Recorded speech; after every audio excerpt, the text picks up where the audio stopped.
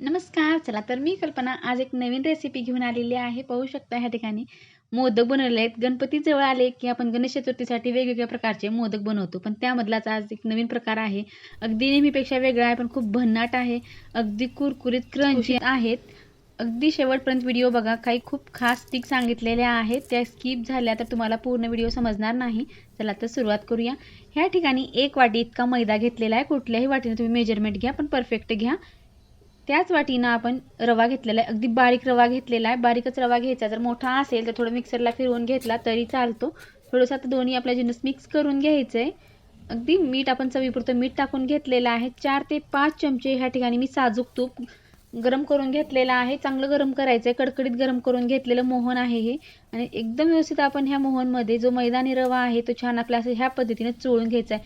ही trick ह्या ठिकाणी लक्षात ठेवायचं की चोळते वेळेस पूर्ण रवा आणि मैदा आणि तूप एकत्र व्हायला पाहिजे आणि जे आपलं साजूक तुपाचं मोहन घेतलेलं आहे ते पूर्ण पिठाला व्यवस्थित लागलं पाहिजे. ह्या पद्धतीने आपण घासून प्रेस करून असं मोहन घेणार आहोत. जे की त्याची मूठ बनली पाहिजे इतका आपल्याला हा साठा मिक्स करून घ्यायचा आहे. तुम्हाला पाहताच लक्षात अशी मूठ बनत आहे. ह्या पद्धतीने तुम्हाला सुद्धा असंच करायचं आहे. आता पाणी हे जे घेतलेलं आहे ते बघत बघत आपण टाकून घेणार आहोत. जसं आपण चपातीसाठी पीठ मळतो त्याच पद्धतीनं आपण बघत बघत पाणी टाकायचं. पाण्याचा अंदाज हा पिठावरती अवलंबून असतो. जर रवा जुना किंवा नवा असेल तर त्यासाठी पाणी हे कमी जास्त लागू शकते. त्यामुळे मी ह्या ठिकाणी 1 वाटी पाणी घेतलेलं होतं आणि कंप्लीट 1 वाटी पाणी मला ह्या ठिकाणी लागलेलं आहे. आता हे इतक्या ओलसरपणामध्ये पीठ हे मऊसर करून घेणार आहे मी. अगदी छान आपलं पीठ तयार झालेलं आहे. रवा आणि मैद्याचं आपण पीठ तयार केलेलं आहे ह्या ठिकाणी. अगदी छान. आपण सुरुवातीला पीठ कशामुळे तयार करून घेतले की आपल्याला सारण करण्यासाठी वेळ आहे, पण सारण तयार करेपर्यंत आपलं हे पीठ छान भिजेल. कारण तुम्ही जेव्हा करतात तेव्हा त्यावेळेस पण असंच करायचं आहे की पीठ हे अगोदर तयार करून ठेवायचं आहे. पीठ हे छान भिजल्याशिवाय आपण जे पदार्थ बनवत आहोत त्यासाठी परफेक्ट होत नाही. ह्या ठिकाणी एक ताट घेतले, खिसणी घेतलेली आहे, खोबर खिसून घेणार आहे. आपल्याला आता मधलं सारण तयार करायचं आहे. अगदी सोप्या पद्धतीने शाही आपल्याला हे सारण तयार करायचं आहे. आता खोबर पूर्ण मी असंच खिसून घेणार आहे. पूर्ण खिसून झालेला आहे. आता 1 वाटी इतका खीस निघालेला आहे. आता तो बाजूला काढून घ्यायचा आहे. त्याच ताटामध्ये ह्या ठिकाणी मी गूळ घेतलेला आहे. साखर टाकली तरी चालते, पण गुळाची चव अप्रतिम असते त्यामुळे गुळच घ्या. ह्या ठिकाणी गुळाचा असा एक मोठा खडा घेतलेला आहे. जे अंदाज घेतलेला आहे जसं गोड आपल्याला कमी जास्त लागतं त्याप्रमाणे घ्यायचं. 1 वाटी खोबऱ्याच्या खिशीसाठी मी अर्धी वाटी इतकं गूळ वापरणार आहे. जर तुम्हाला गोड जास्तीचं आवडत असेल तर तुम्ही जास्तीचं गूळ टाकला तरी चालतो. आता गूळ खिसून झालेला आहे तो सुद्धा मी आता वाटीमध्ये काढून घेणार आहे आणि साईडला ठेवणार आहे. आता काही आपल्याला ह्या ठिकाणी ड्रायफ्रुट्स घ्यायचे आहेत किंवा तुम्हाला आणखी कुठले जास्तीचे पदार्थ टाकायचं असलं तरी चालतात. पण मी ह्या ठिकाणी काजू आणि बदाम घेतलेले आहेत. त्याच्यात आपल्याला छोटे मोठे तुकडे करून घ्यायचे. जेव्हा आपण काजू आणि किसमिस किंवा काही जर पदार्थ घालणार असला तर त्याचे तुकडे आपल्याला थोडेसे मोठे ठेवायचे आहे. त्या अगोदर मी ह्या ठिकाणी वेलची घेतलेली आहे. वेलची ही सोलून टाकलेली आहे, मी कुठून टाकलेली नाही. जे की मोठे मोठे क्रंची आणि मस्त लागतात खाते वेळेस, त्यामुळे मी अख्खी वेलची टाकलेली आहे. ह्या ठिकाणी 4 ते 5 इतक्या वेलची सोलून टाकलेल्या आहेत. आणि काजू आणि बदाम जे आहे त्याचे अगदी असे मोठे छोटे तुकडे करून घ्यायचे. जास्त आपल्याला बारीक करायचं नाही. जेव्हा आपण मोदक खातो ते मध्ये मध्ये लागलं खाताना की खूप छान चव येते आणि खाताना पण खूप मजा येते. त्यामुळे असंच तुम्ही नक्की ट्राय करून पहा. जास्त जरा बारीक केलं तरी कळणारही नाही खाते वेळेस, त्यामुळे आपण थोडेसे मोठेच तुकडे टाकलेले आहेत. असं आता पूर्ण आपले काजू आणि बदामाचे तुकडे करून झालेले आहेत आणि आपल्याला ते साईडला करून ठेवायचे आहे. आता आपल्याला पुढची तयारी करायची आहे. गॅसवरती आता आपण पॅन ठेवलेला आहे. पॅनमध्ये अगदी अर्धा चमचा इतकंच तूप टाकले. आपल्याला जास्तीचं तूप टाकायचं नाही, कारण आपल्याला 1 महिना इतकं जर टिकवायचा असेल तर तुपाचा वापर थोडासा कमीच करायचा आहे. जर जास्तीचं केला तर मधलं खौट फुटण्याची शक्यता असते किंवा वास बदलण्याची शक्यता असते. त्यामुळे खूप कमी तेल आणि तूप टाकायचं आहे. जर तेल टाकलं तर तेल तर आपण गोडाचा भरताना बिलकुल टाकतच नाही, पण ह्या ठिकाणी तूपच वापरायचं आहे आपल्याला. तूप टाकलेलं आहे आणि गव्हाळ असं आपण खोबरं ह्या ठिकाणी जास्त आपल्याला भाजायचं नाही, कारण खोबरं इतकं लवकर भाजलं जातं की लगेच आपल्याला काळा चढायला सुरुवात होते. अगदी गॅस मिडियम ठेवून आपण भाजून घेतलेला आहे आणि जो गूळ घेतलेला आहे तो पण टाकून दिलेला आहे. आता छान व्यवस्थित आता गुळामध्ये खोबरं मिक्स झालं की आपण जे ड्रायफ्रूटचे तुकडे घेतले ते सुद्धा आता ह्यामध्ये आपण टाकून देणार आहोत. अगदी परफेक्ट रेसिपी आहे. तुम्ही नक्की ट्राय करून पहा, बिलकुल बिघडणार नाहीत. लहानापासून मोठ्यापर्यंत गणपतीच्या वेळेसच काय चतुर्थीला आपण नेहमीसुद्धा जर असे मोदक केलं तर मुलं अगदी गोडाचा पदार्थ म्हणून नेहमीपेक्षा वेगळ्या पद्धतीनं खाऊन आनंद व्यक्त करतील. तुम्ही नक्की ट्राय करून पहा आणि सर्वांनाच आवडेल. जसं की आपण मार्केटमधून खारी आणतो त्याच पद्धतीचे हे मोदक छान तयार होतात. आता ह्या ठिकाणी मी ड्रायफ्रूट्स टाकून दिलेले आहेत. अगदी मिक्स करून घ्यायचं. ह्या ठिकाणी आता मी गॅस बंद केलेला आहे. गूळ जेव्हा खोबऱ्यामध्ये मिक्स होतं तेव्हाच आपल्याला गॅस बंद करायचा आहे किंवा आपल्याला जास्त भाजायचं किंवा जास्त कडक करायचं नाही. तर जास्त आपण गॅस चालू ठेवला तर ह्या ठिकाणी गूळ एकदम कडक होतो. त्यामुळे पटकन आपण गॅस बंद केलेला आहे आणि असंच ठेवलेलं आहे आता थंड होण्यासाठी. आता थंड झालं की मी आता ह्या ठिकाणी पीठ जे आपण मळून ठेवलेलं आहे साधारणतः 20 मिनिट झालेले आहेत. पीठ अगदी छान व्यवस्थित आपलं मळून ठेवलेलं भिजलेलं आहे. आता तुम्ही सुद्धा जेव्हा दुसरे कामं करता तेव्हा त्या अगोदर जर असं पीठ मळून ठेवलं तर छान आपलं हे पीठ भिजलेलं असल्यामुळं अगदी परफेक्ट पदार्थ बनून तयार होतो. आता पीठ छान व्यवस्थित तयार झालेलं आहे. पाहू ह्या ठिकाणी व्यवस्थित पीठ तयार झालेलं आहे. तुम्हाला पाहताच लक्षात असेल किती मऊसरपणा पिठाला आलेला आहे. असंच आपल्याला पीठ तयार करायचं आहे. मी आता परातीमधनं काढून टोपल्यात घेतलेलं आहे. परातीमध्ये घेतलं की खूप पसारा होतो किचन ओट्यावर, त्यामुळे थोडंसं टोपल्यात घेतलं की आपल्याला करण्यासाठी बरं पडतं. आता चपाती जसं करतो आपण त्याच पद्धतीने आपण चपातीला जितका गोळा घेतो तितकाच गोळा ह्या ठिकाणी मी घेतलेला आहे. घड्या वगैरे घालायच्या नाही, चपाती लाटी बनवणार आहोत आणि मोठी लाटी बनवायची आहे. जमल तितकं शक्य होईल तितकं आपण पातळ लाटी ह्या ठिकाणी बनवून घेणार आहोत मोठ्या आकारामध्ये. मैदा असल्यामुळं लवकर फाकत नाही, त्यामुळे थोडंसं आपण ह्या ठिकाणी पीठ लावून घेतलेलं आहे. व्यवस्थित आपण ही मोठी लाटी बनवून घ्यायचं.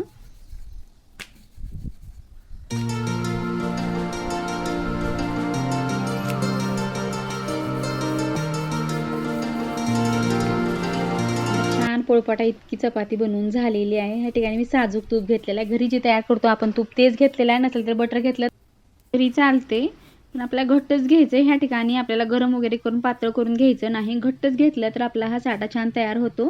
ह्या ठिकाणी आपण कॉर्नफ्लोअर घेतलेला आहे. कॉर्नफ्लोअरच घ्यायचं आहे. कॉर्नफ्लोअरमुळे जे लेअर पडतात त्या वेगळ्या पडतात. मैदा जर टाकला तर इतक्या पडत नाहीत. नेहमीपेक्षा वेगळी ट्रिक आहे, पण खूप छान आहे ही ट्रिक. आणि तुम्हाला जेव्हा तुम्ही करंज्या वगैरे बनवता त्यासाठी सुद्धा ही भरपूर यूज होणार आहे. तुम्ही नक्की ट्राय करा आणि लक्षात ठेवा की जेव्हा आपण असे साठाचे पदार्थ बनवतो त्यावेळेस जर थोडं कॉर्नफ्लोअर घातलं तर अगदी परफेक्ट पदार्थ बनून तयार होतो. ह्या पद्धतीने आपण रोल करून घेतलेला आहे. थोडंसं दुमटून आपण रोल करून घेतलेलं आहे आणि आपल्या ज्या आकारामध्ये मोदक हवे आहेत त्या आकारामध्ये आता आपण कट करून घेणार आहोत. अगदी ह्या साईजमध्ये आता मी सर्व आता ह्या साईजमध्ये असं कट करून घेणार आहे. जर मोठ्या आकाराची बनवायची असेल तर थोडंसं आपण ह्या ठिकाणी रोल कट करते वेळेस थोड्याशा मोठ्या साईजमध्ये लांबट आकारात कट केलं. इथे जेवढे झाले त्यापैकी अर्धे जर केलं 2-3 आकारातच केलं तर अगदी मोठा मोदक बनवून तयार होतो. मीडियम आकारात मोदक बनवायचे आहेत त्यामुळे मी छोट्याच आकारात कट केलेली आहे आणि हाताने असं प्रेतावर ठेवून थोडंसं असं दाबून घ्यायचं आणि त्याची चपटी बनवायची आहे आपल्याला आणि ते ठेवून द्यायचं. सर्व चपट्या आता आपण असंच बनवून घेणार आहोत.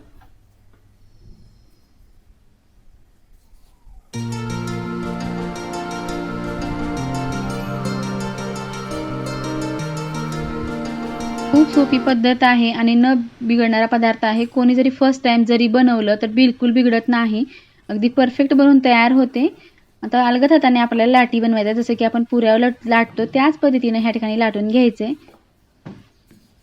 आता मी लाटी बनवून झालं की आपल्याला हातावरती घेऊन जसं आपण नेहमी मोदक बनवतो चतुर्थीला त्याच पद्धतीने आपण मोदक बनवायचा आहे.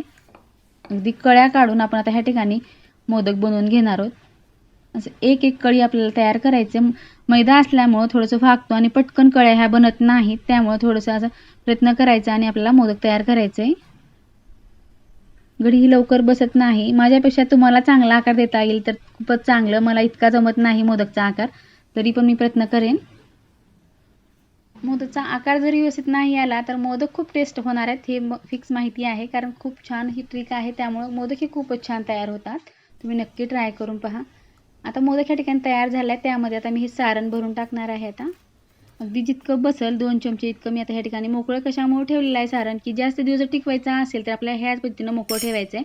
जर जास्त आपण ओलसर केलं किंवा ओला खोबरं वापरलं तर जास्त दिवस हे मोदक टिकणार नाहीत. कारण आपण शाही मोदक बनवलेले आहेत, 1 महिन्याकरता आरामात हे मोदक टिकतात. तळलेले आहेत, अगदी कुरकुरीत, वरून कुरकुरीत आतून नरम, हे असेच राहतात, ते सुद्धा बदलत नाही. अगदी परफेक्ट मोदक बनवून तयार होतात. ह्या पद्धतीने मी कळ्या बनवून घेतल्या आहेत. त्या सर्व कळ्या आता जोडून घ्यायचे आणि मोदकाचा आकार देण्याचा प्रयत्न करायचा आहे. अगदी असं प्रेस करून घेतलं की थोडंसं चिटकावून घेतलं की बिलकुल मधलं जे सारण आहे ते बाहेर येणार नाही. ह्या पद्धतीने आपल्याला चिटकावून घ्यायचं आहे. अगदी छान असा मोदक तयार झाला आहे. तुम्हाला हा मोदक कसा वाटला नक्की कमेंट करून सांगा, किंवा तुम्ही मोदक कसे तयार करतात तेही कमेंट करून सांगा. अजून कुठल्या पद्धतीचे जर तुम्हाला मोदक पाहायचे असतील तर कमेंटमध्ये नक्की सांगा. आता सर्व मोदक मी आता ह्याच टाईपचे बनवून घेणार आहे.